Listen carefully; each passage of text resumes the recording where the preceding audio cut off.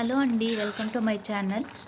ఈరోజు నేను Jack fruit sheets curry ఎలా చేయాలో మీకు చెప్తానండి. ఇది చాలా సింపుల్, చాలా టేస్టీగా ఉంటుంది. మటన్ కంటే చాలా టేస్టీగా ఉంటుంది. దానికి ఫస్ట్ మనము ఫ్రెష్గా తీసుకున్న జాక్ ఫ్రూట్ షీట్స్ని ఫ్రై చేసుకుందాం. ప్యాన్లో ఫ్రై చేసుకొని దీని పైన పొట్టంతా తీసేసుకుందాం అండి. బాగా బ్రౌనిష్ వచ్చేంత వరకు ఫ్రై చేసేసుకుందాం. చూడండి, బ్రౌనిష్గా వచ్చింది. సో ప్యాన్లో ఒక 2 స్పూన్స్ ఆయిల్ వేసేసుకొని, 1 స్పూన్ ఆవాలు, 1/2 స్పూను జీలకర్ర వేసి ఫ్రై చేసుకొని తర్వాత ఆనియన్స్ వేసి ఫ్రై చేసేసుకుందాం.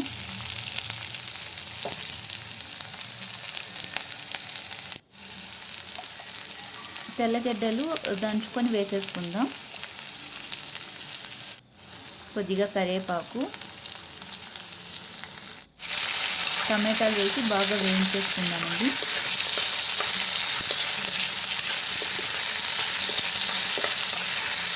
బాగా సాఫ్ట్గా అయ్యేంత వరకు వేయించుకుందాం. Salt,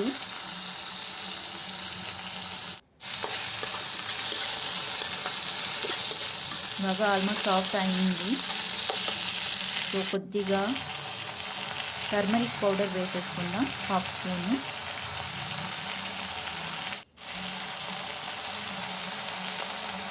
one and half spoon కారం పొడి వేసుకుందాం.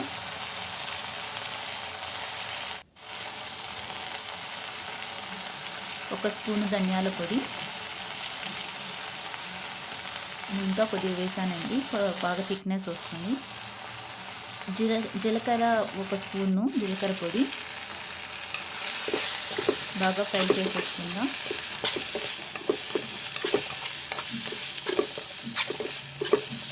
చాలా సింపుల్ అండి, చాలా బాగుంటుంది.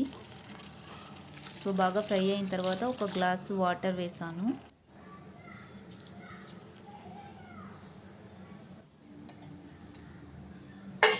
కొంతసేపు దీన్నే బాగా కాగనిద్దాము, ఇంకా సాఫ్ట్ అవుతాయి. సో ఇది పొట్టంతా సపరేట్ చేసేసానండి, గింజలు మాత్రం ఉన్నాయి. సో ఇలా కాగిన తర్వాత దీంట్లో వేసేసుకుందాం. బాగా ఒక 10 నిమిషాలు ఇలా ఉడకపెట్టిన తర్వాత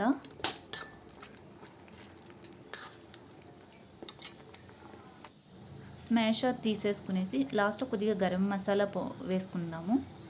చాలా బాగుంటుంది టేస్ట్.